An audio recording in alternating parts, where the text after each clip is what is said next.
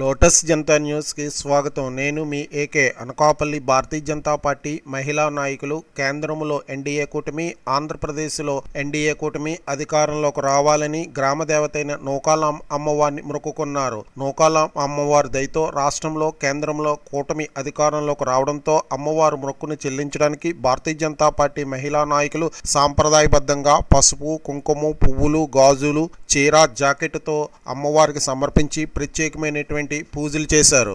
ఈ కార్యక్రమంలో అనకాపల్లి జిల్లా సెక్రటరీ ఓరిగంటి నాగమణి, కనక మహాలక్ష్మి, సంతోషు, ఇతర మహిళా నాయకులు పాల్గొన్నారు. వీరిని అనకాపల్లి కూటమి నాయకులు అభినందించడం జరిగింది.